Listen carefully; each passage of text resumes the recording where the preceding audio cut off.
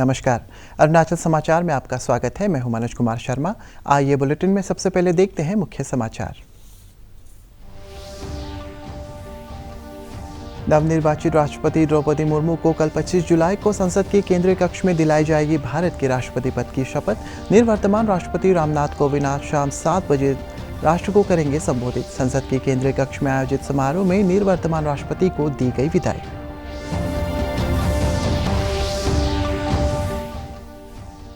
नई दिल्ली स्थित भाजपा मुख्यालय में भाजपा शासित राज्यों के मुख्यमंत्री और उप मुख्यमंत्रियों की बैठक में प्रधानमंत्री नरेंद्र मोदी, भाजपा के राष्ट्रीय अध्यक्ष जेपी नड्डा सहित कई वरिष्ठ नेता रहे मौजूद।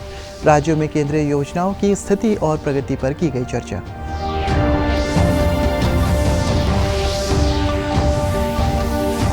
राज्य के शिक्षा मंत्री ताबा तेदिर ने बूथ सशक्तिकरण अभियान के तहत लोअर सुबनसिरी जिले के याजाली और याचुली क्षेत्र में विभिन्न गांवों में लोगों के साथ केंद्र और राज्य सरकार की योजनाओं पर किया संवाद। कहा, राज्य सरकार कनेक्टिविटी सहित आधारभूत सुविधाओं के लिए प्रतिबद्ध। नवनिर्वाचित राष्ट्रपति द्रौपदी मुर्मू को कल 25 जुलाई को संसद के केंद्रीय कक्ष में भारत के राष्ट्रपति पद की शपथ दिलाई जाएगी। निवर्तमान राष्ट्रपति रामनाथ कोविंद और नवनिर्वाचित राष्ट्रपति द्रौपदी मुर्मू पारंपरिक तरीके से केंद्रीय कक्ष में पहुंचेंगे। भारत के प्रधान न्यायाधीश एन.वी. रमन्ना की उपस्थिति में श्रीमती मुर्मू शपथ लेंगी। उन्हें 21 तोपों की सलाम भी दी जाएगी। इसके बाद राष्ट्रपति का संबोधन होगा। केंद्रीय कक्ष में आयोजित समारोह के समापन के बाद श्रीमती द्रौपदी मुर्मू राष्ट्रपति भवन के लिए प्रस्थान करेंगी। राष्ट्रपति भवन के प्रांगण में उन्हें तीनों सेनाओं की ओर से गार्ड ऑफ ऑनर पेश किया जाएगा और निवर्तमान राष्ट्रपति रामनाथ कोविंद को यशोचित सम्मान दिया जाएगा। निवर्तमान राष्ट्रपति रामनाथ कोविंद आज शाम 7 बजे राष्ट्र को संबोधित करेंगे। शनिवार को संसद के केंद्रीय कक्ष में आयोजित समारोह में दोनों सदनों के सदस्यों ने निवर्तमान राष्ट्रपति को बधाई दी। श्री कोविंद ने सभी राजनीतिक दलों से दलगत राजनीति से ऊपर उठकर राष्ट्रप्रथम की भावना के साथ जनहित में कार्य करने का आग्रह किया। निर्वाचित श्रीमती द्रौपदी मुर्मू को हार्दिक बधाई और शुभकामनाएं देता हूं।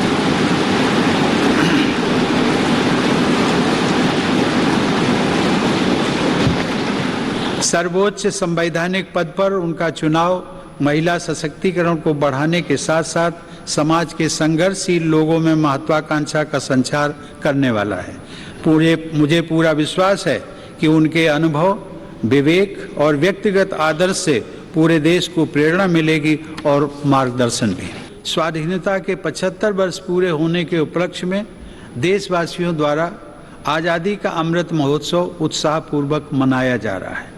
मैं इन दोनों ऐतिहासिक अवसरों से जुड़े अत्यंत प्रभावशाली आयोजनों के लिए देश की जनता व सरकार को बधाई देता हूं।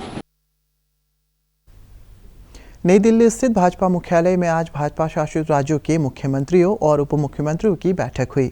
इस बैठक में प्रधानमंत्री नरेंद्र मोदी, भाजपा के राष्ट्रीय अध्यक्ष जेपी नड्डा सहित कई वरिष्ठ नेता मौजूद रहे। बैठक के दौरान राज्यों में केंद्रीय योजनाओं की स्थिति और प्रगति पर चर्चा की गई।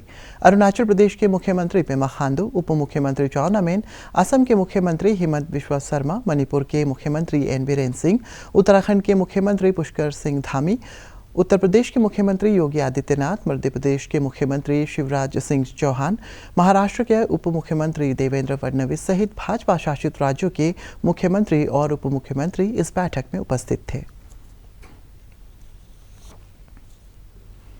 अरुणाचल प्रदेश के याचुली विधानसभा क्षेत्र में राज्य के शिक्षा मंत्री ताबा तेदिर ने बूथ सशक्तिकरण अभियान के तहत क्षेत्र के विभिन्न गांवों में जाकर लोगों के साथ केंद्र और राज्य सरकार की योजनाओं से मिले लाभ के बारे में संवाद किया। उन्होंने लाभार्थियों के अलावा जिला पंचायत सदस्यों और भाजपा मंडल के कार्यकर्ताओं के साथ भी सरकार की योजनाओं पर चर्चा की। श्री तेदिर ने कहा है कि राज्य सरकार कनेक्टिविटी सहित आधारभूत सुविधाओं के विकास और सरकार की विभिन्न योजनाओं का लाभ पहुंचाने के लिए प्रतिबद्ध है।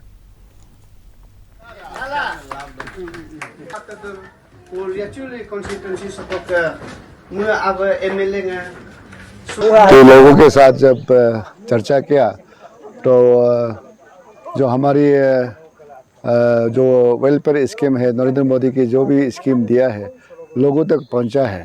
तो जितना भी लोगों के साथ बात किया कि बेनिफिट मिला है कि मिला, तो सब मैक्सिमम ने बेनिफिट मिला है बोल के बताया है। और ये हमारे लिए बहुत अच्छी खबर है ये सीर की जो रास्ता है ये पहले बीआरओ की रास्ता था, उसके फिर हम पीडब्ल्यू ने टेक ओवर किया और बहुत सालों से उसकी रास्ता की हालत बहुत ख़राब है। उस पितापुल से लेकर खुंगलो तक की जो 28 किलोमीटर लेंथ है उसके इस बार हमने सैंक्शन दे दिया है 34 करोड़ के, और अब जल्दी ही उसकी टेंडर होने वाला है। और रहा हमारी कनेक्टिविटी की जो एयर कनेक्टिविटी रहा उस सीर में और उस एरिया में जो अभी भी नेटवर्क नहीं है उसके लिए भी ऑलरेडी सर्वे लगाया है, जियो टैगिंग कर लिया है और आने वाले कुछ दिनों में या महीनों में वो भी टावर लग जाना चाहिए। अभी जो हम बूथ सशक्तिकरण अभियान में जो घूम रहे हैं ये एक प्रकार तो हमारी वार्म अप है, 24 के लिए वार्म अप है, हमारे लोकसभा के कहो राज्यसभा के कहो। इसके साथ हम जोड़ना चाहते हैं कि हमारे बूथ लेवल में हमारे लोग कितना स्ट्रॉन्ग है, हमारा भाजपा के कार्यकर्ता कितना स्ट्रॉन्ग है, लोग हमारे मोदी जी की पॉलिसी। कुरुंग कुमे जिले में बॉर्डर रोड के कंस्ट्रक्शन से जुड़े रहे असम के लापता मजदूरों में से शनिवार को भारतीय वायुसेना द्वारा खोज अभियान के दौरान मिले 8 मजदूरों में से 5 को इलाज के लिए नाहरलगन के तोमो रिबा स्वास्थ्य एवं चिकित्सा विज्ञान संस्थान ट्रिम्स में लाया गया है। राजधानी ईटानगर के जिला उपायुक्त तालो पोतम ने शनिवार की शाम ट्रिम्स में इन मजदूरों के इलाज के बारे में चिकित्सकों से जानकारी ली। जिला उपायुक्त ने मजदूरों को जरूरी सहायता भी प्रदान की।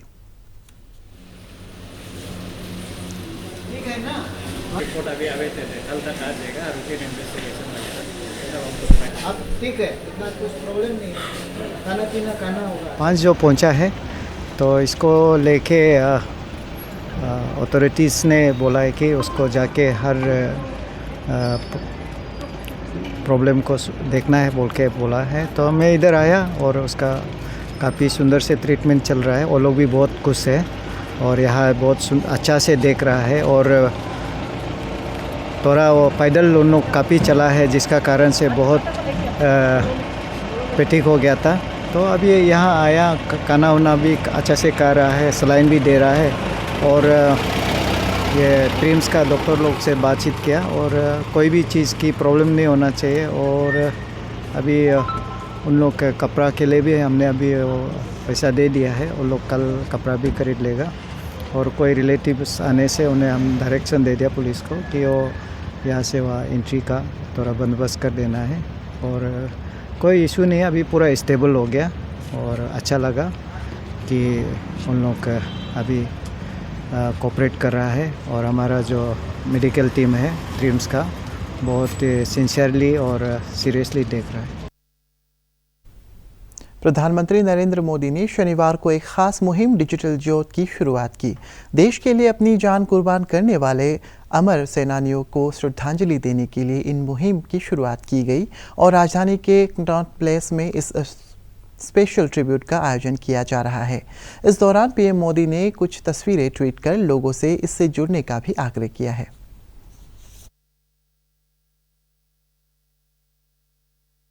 आजाद हमें करवाने को जो कर गए खुद को कुर्बान, समय की गर्त में कहीं रह न जाएं वे अमर शहीद गुमनाम। स्वतंत्र राष्ट्र है कृतज्ञ आज, करते उन बलिदानियों को याद। एक ज्योत जलाएं उनके नाम जो हो गए कुर्बान देश के नाम। ये डिजिटल ज्योति प्रतीक है उन संघर्षों और बलिदानों की जिनके जीवन अंधियारे बीते हमारे दिन उजियारे बनाने को। आज हमारी बारी है देश के अमर सेनानियों के नाम एक ज्योति जलाने की। दिल्ली के सेंट्रल पार्क में प्रज्वलित डिजिटल ज्योति पर अपनी श्रद्धांजलि देकर अपने योगदान को अमर बनाना है। कुछ इस तरह आजादी के अमृत महोत्सव को यादगार बनाना है। डिजिटल ज्योति पर योगदान देने का तरीका आसान है। digitaltribute.in पर जाएं, अपनी पसंदीदा भाषा चुनें, श्रद्धांजलि अर्पण करें पर क्लिक करें, अपनी तस्वीर अपलोड करके नाम और ईमेल आईडी डालें, अपना संदेश चुनकर सबमिट करें। डिजिटल ज्योति के सामने लगी एलईडी स्क्रीन पर आपकी श्रद्धांजलि प्रदर्शित की जाएगी। आपकी श्रद्धांजलि का वीडियो आपके पास ईमेल या व्हाट्सएप पर भेजा जाएगा। हर श्रद्धांजलि के साथ डिजिटल ज्योति का प्रकाश तेज होता जाएगा। अमर सेनानियों की यादों का चिराग भारत के आकाश को रोशन करता जाएगा।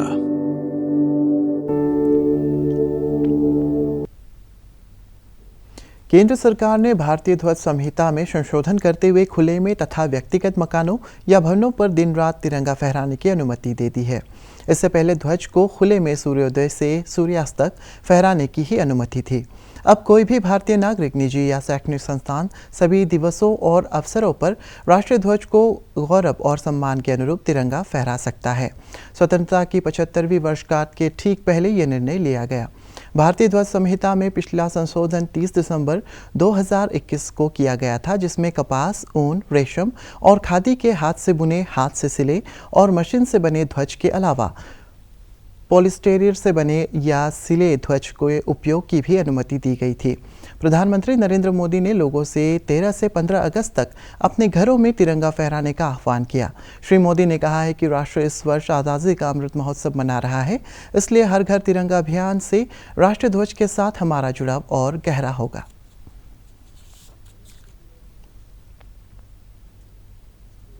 राज्य के कृषि मंत्री तागे ताकी ने कहा है कि केंद्र और राज्य सरकार मजदूरों के हितों के प्रति संवेदनशील है। शनिवार को ईटानगर में भारतीय मजदूर संघ के 67वें स्थापना दिवस समारोह को संबोधित करते हुए कृषि मंत्री ने कहा है कि संघ ने राष्ट्र निर्माण को सदैव प्राथमिकता दी है। उन्होंने कहा है कि सरकार कामगारों को स्वास्थ्य बीमा, आवास सहित विभिन्न योजनाओं का लाभ मुहैया करा रही है। इस अवसर पर राज्य के विभिन्न हिस्सों से आए भारतीय मजदूर संघ के पदाधिकारियों और कामगारों ने एक रैली निकाली और अपने हितों की रक्षा के लिए एकजुटता का प्रदर्शन किया। मजदूर संघ 1800 सेंचुरी से बनी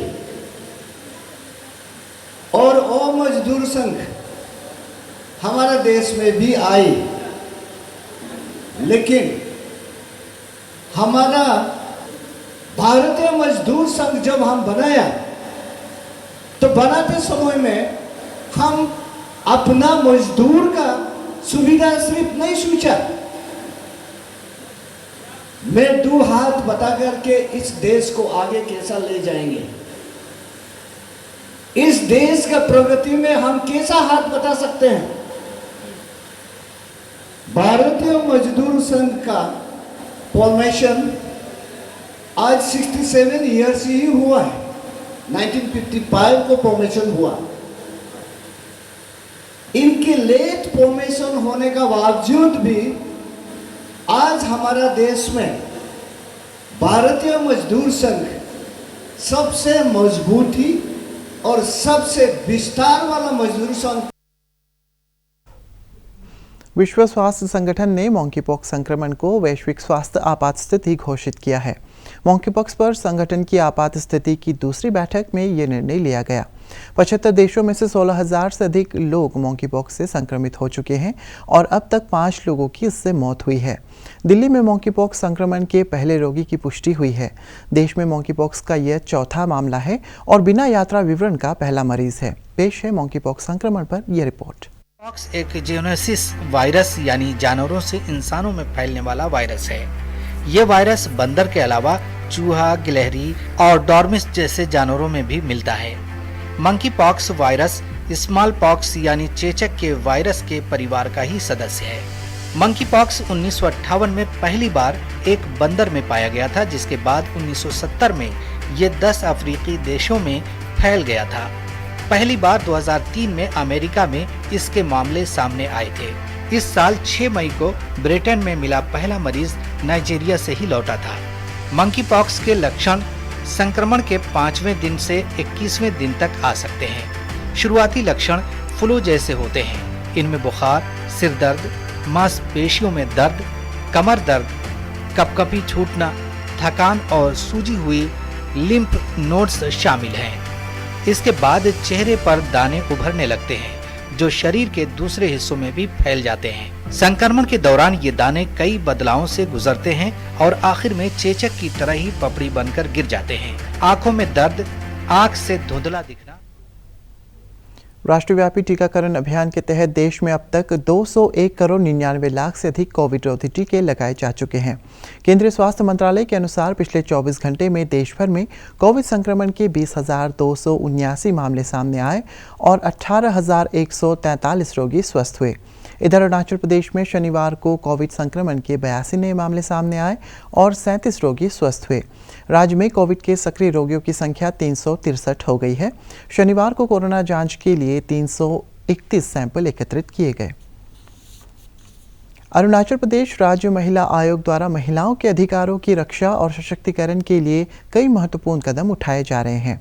पापुमपारे जिले के यूपिया स्थित अरुणाचल प्रदेश रूरल बैंक के rural self employment training institute में बेरोजगार और पीड़ित महिलाओं को कौशल विकास प्रशिक्षण दिया जा रहा है।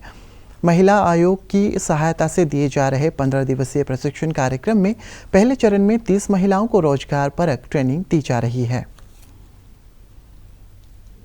भारत का शानदार स्वाधीनता संघर्ष आधुनिक विश्व के महानतम संघर्षों में से एक है। दूरदर्शन समाचार द्वारा प्रसारित किए जा रहे आज़ादी का सफर में आज हम बात करेंगे स्वतंत्रता सेनानी अन्ना पत्रावे के बारे में।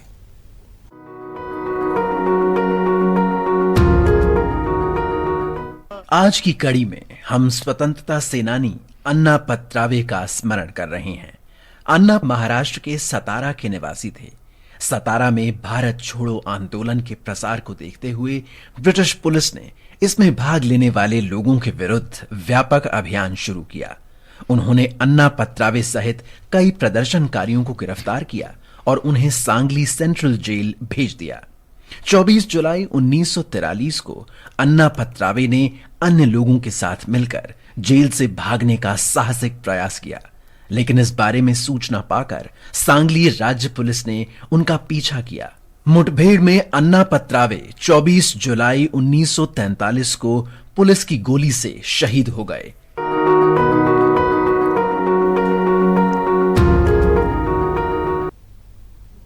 अरुणाचल समाचार के आज के अंक में इतना ही। जाने से पहले आप सभी से अनुरोध है कि कोविड-19 के दिशा निर्देशों का पालन करें। हमेशा मास्क लगाएं, बार बार हाथ धोएं और सोशल डिस्टेंसिंग के नियमों को मानें। कोरोना महामारी से बचाव के लिए आपका वैक्सीन लगवाना भी ज़रूरी है। अगर आप वैक्सीन लगवाने के पात्र हैं तो ज़रूर लगवाएं। हम कल फिर हाजिर होंगे अरुणाचल और देश और दुनिया की खबरों के साथ। चलते चलते आपको बता दें कि आप अरुणाचल समाचार हमारे YouTube channel DD news Arunachal पर भी देख सकते हैं। देखते रहिए अरुण प्रभा। नमस्कार।